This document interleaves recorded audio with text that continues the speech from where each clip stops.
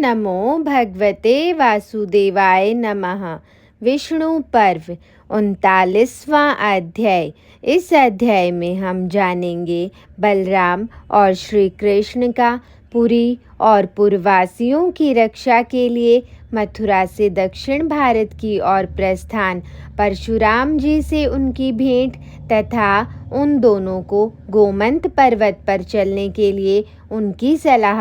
वैशंपायन जी कहते हैं, जन्मेजय विकद्रु की बात सुनकर महायशस्वी वसुदेव संतुष्टि चित्त से इस प्रकार बोले, श्री कृष्ण जो राजनीति के 6 गुणों से युक्त बात बोले अथवा उन 6 गुणों के उपयोग का अवसर बताए, वह राजा है। जो मंत्रार्थ तत्व अर्थात गुप्त मंत्रणा का प्रयोजन एवं महत्व समझता हो, वह राजा है। बुद्धिमान विकद्रु ने तत्व और हित की बात बताई है। यदुश्रेष्ठ विकद्रु ने उन राजधर्मों का प्रतिपादन किया है जो सत्य होने के साथ ही जगत के लिए हितकर हैं। अब तुम्हें जो हितकर जान पड़े वह करो। अपने पिता वसुदेव तथा महात्मा विकद्रु का यह कथन सुनकर पुरुषोत्तम श्री कृष्ण ने एकाग्रचित्त होकर यह उत्तम बात कही, आप लोगों ने वैर के मूल कारण, शत्रु के पराक्रम, न्यायोचित बर्ताव, शास्त्र की आज्ञा तथा दैववश भविष्य में होने वाले कार्य पर दृष्टि रखते हुए जो कुछ कहा है वह सब मैंने सुन लिया। अब उसका उत्तर सुनिए।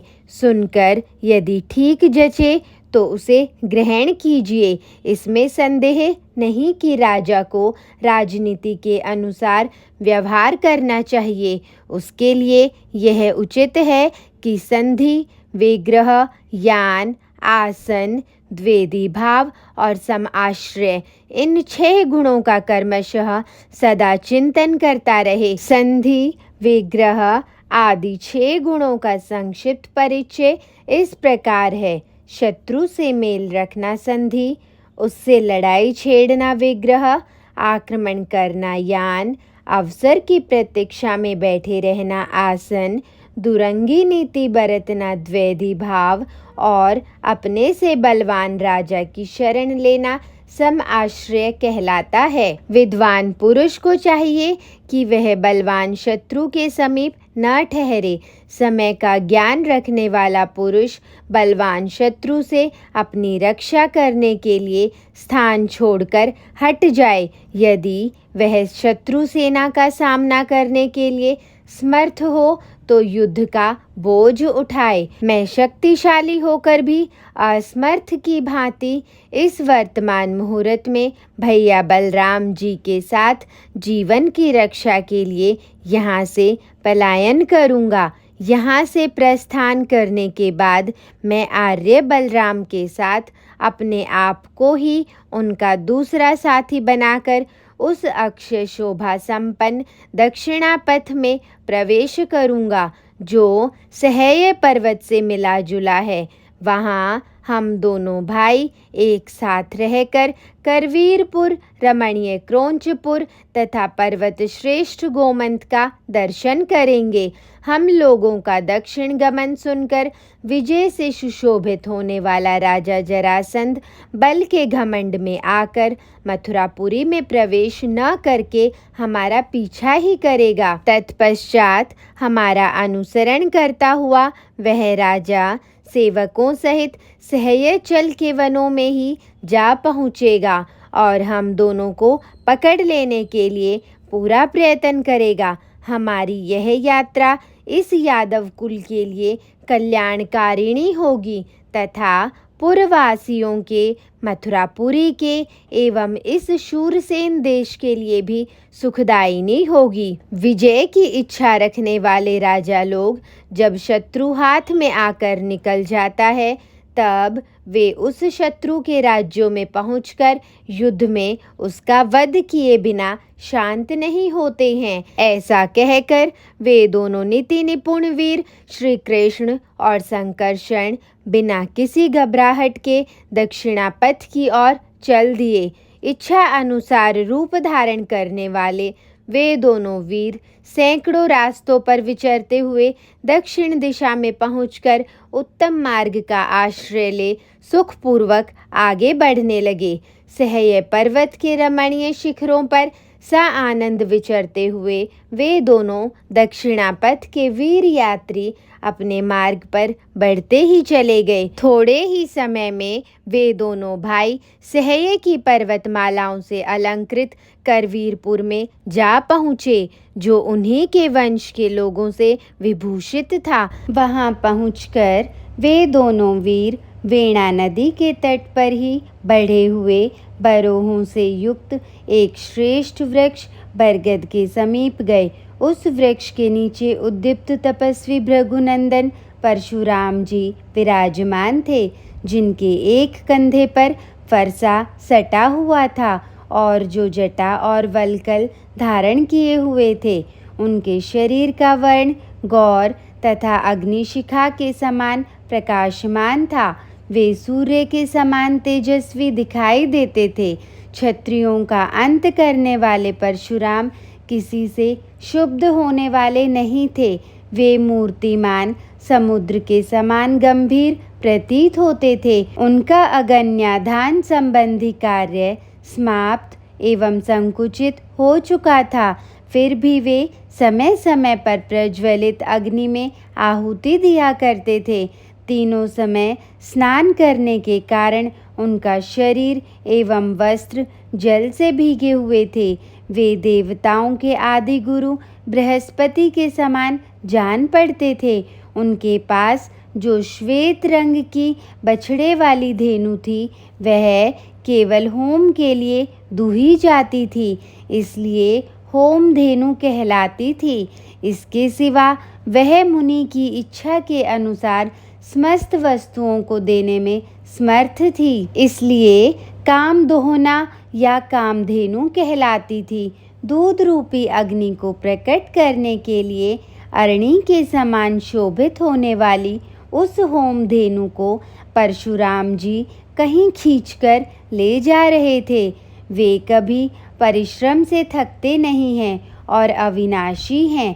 श्री कृष्ण और बलराम ने महेंद्रगिरी पर विचरने वाले परशुराम जी को वहां मंद्राचल के शिखर पर प्रकाशित होने वाले सूर्य के समान देखा। उनका दर्शन करके वसुदेव के उन दोनों वीर पुत्रों ने न्याय अनुसार उनके चरणों में हाथ जोड़कर प्रणाम किया। वे उस समय वेदी पर प्रज्वलित अग्नियों के समान जान पड़ते थे। इसके बाद वक्ताओं में श्रेष्ठ एवं लोक वृतांत के ज्ञान में कुशल श्री कृष्ण ने मुनि श्रेष्ठ परशुराम जी से स्नेहयुक्त मधुर वाणी में कहा, भगवान, मैं समझता हूँ कि आप भृगुकुल भूषण क्षत्रिय कुल विनाशक मुनि श्रेष्ठ जमदग्नि नंदन परशुराम जी हैं। भृगुनंदन, आपने अपने बाण के वेग से समुद्र को पीछे ढकेल दिया और जितनी दूरी में बाण गिरा, समुद्र से उतनी ही भूमि लेकर वहाँ शूरपारक नगर का निर्माण किया। उस नगर की लंबाई 500 धनुष और चौड़ाई 500 बाण है। धनुष 4 हाथ लंबा और बाण 2 हाथ लंबा माना गया है। सह्य पर्वत के निकुंजों में वह समृद्धिशाली महान जनपद बसा हुआ है। आपने समुद्र वेला का उल्लंघन करके अप्रांत देश में जो पश्चिम समुद्र के तट पर है, उस महान जनपद को बसाया है। आपने ही अपने पिता की मृत्यु को याद करके एक ही फरसे से कारतवीर्य की सहस्त्र भुजाओं का वह जंगल काट डाला था। आपके द्वारा मारे गए जो शत्रुभूत क्षत्रिय थे, वे आपके फरसे से प्रवाहित हुए। उनके सन्निग्ध रुधिर से आज भी यह वसुंधरा भीगकर रक्त की कीच से युक्त दिखाई देती है। मैं जानता हूँ कि आप भूमंडल के क्षत्रियों पर रोष प्रकट करने वाले रेणुकानंदन परशुराम हैं, क्योंकि आप रणभूमि की ही भांति यहाँ भी फरसा लिए हुए हैं। अतः विप्रवर, हम दोनों आपसे एक बात पूछना चाहते हैं तथा आप हमारी बात सुनकर निर्भीक हो हमें जो उत्तर देंगे उसे सुनने की भी हमारी इच्छा है। मुनि श्रेष्ठ परशुराम, हमारी निवास भूमि मथुरापुरी है जो यमुना तट पर शोभा पाती है। हम दोनों यादव हैं। यदि हमारे नाम भी कभी आपके कानों में पड़े हों तो आप हमें जानते भी होंगे। यदुकुल के श्रेष्ठ पुरुष तथा उत्तम व्रत धारण करने वाले वसुदेव जी हम दोनों के पिता हैं। हम दोनों भाई जन्म से ही कंस के भय से व्रज में ही रखे गए और वहीं उससे शंकित रहकर बड़े हुए हैं। प्रथम किशोरावस्था को प्राप्त होने पर हम दोनों भाइयों का मथुरा में प्रवेश हुआ। वहाँ हमने धर्म मर्यादा से विचलित हुए कंस को रंगशाला में बलपूर्वक मार डाला और उसके राज्य पर उसी के पिता को राजा बनाकर बिठा दिया। तत्पश्चात सदा से गोपालन संबंधी कार्य करने वाले हम दोनों भाइयों ने फिर वही अपना काम धंधा आरंभ कर दिया। तदंतर राजा जरासंध ने हम दोनों के नगर पर घेरा डालने के लिए निश्चित विचार कर लिया। यद्यपि हम दोनों उसके साथ बहुत युद्ध कर चुके हैं और उनमें अपना लक्ष्य सिद्ध करने में सफल भी हुए हैं, तथापि अपने नगर और प्रजाजनों की रक्षा के लिए हमने जरासंध से लड़ने के लिए कोई उद्योग नहीं किया। व्रतधारी मुने, अभी हम लोगों को शक्ति और साधन का संचय करना है, अतः अकृतार्थ होकर भी हम लोग वहाँ से चल पड़े। हमारे पास युद्ध के लिए रथ नहीं है, हम पैदल ही हैं। हमारे शरीर पर कवच और हाथों में अस्त्र शस्त्र भी नहीं है। हम जरासंध के आक्रमण के भय से नगर को छोड़कर केवल 2 ही जने वहाँ से निकल आए हैं।